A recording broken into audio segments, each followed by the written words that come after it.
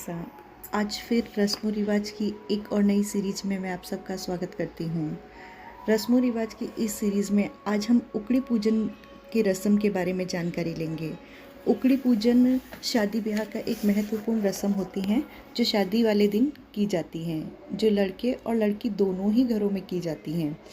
इस रस्म में ये ताकला जो गोबर की बनी हुई उकड़ी पर डाला जाता है, गाय के गोबर से बनी हुई उकड़ी पर, और उसमें अब रोटी फंसाई जा रही है ताकि उसकी पूजन की जा सके। उसके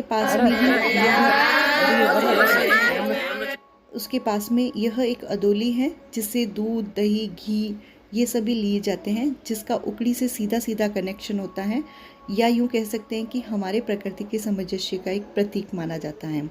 और हम प्रकृति की प्रत्येक चीज़ का पूजन करते हैं, इसीलिए हिंदू धर्म बाकी सभी धर्मों से काफ़ी श्रेष्ठ है। इसमें दीपक जलाकर सभी महिलाएं अच्छे से सुंदर वस्त्र पहनकर अपने लोकगीतों द्वारा इन्हीं सभी रस्मों में अपने प्रकृति का शुक्रिया अदा करती हैं, और गीतों में हंसी मजाक और हंसी ठिठोलों के साथ वह पूजन का कार्य प्रारंभ करती हैं।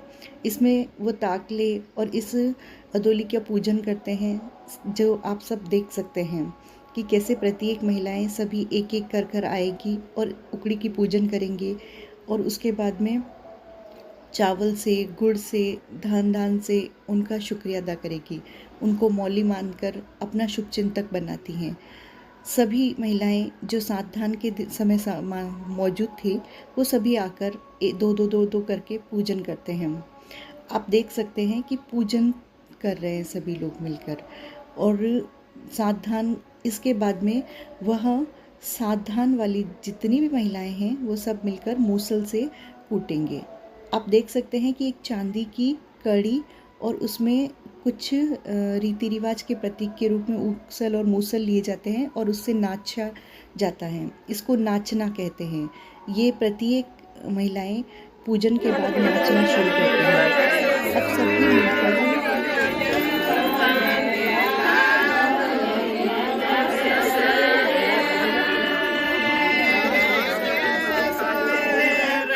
लोकगीतों में बहुत ही सुंदरता से इन सभी रस्मों को गाया जाता है।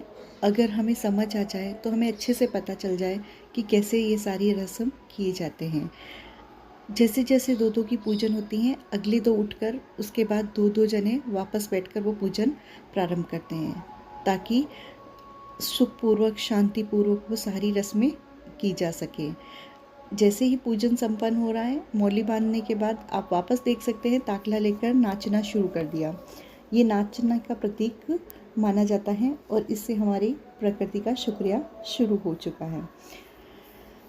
आप देख सकते हैं कि जितनी भी महिलाओं ने सात धान के समय लिया था, वे सभी यहाँ मौजूद होंगे, और वो सब मिलकर मूसल में धान डालकर एक बार पुनः यहाँ सभी एक दूसरे के सहयोग से हाथ डालेंगे। और आप देख ले, ये शुक्रिया करने का अपना एक हिंदू धर्म का प्रतीक और उनका एक तरीका है।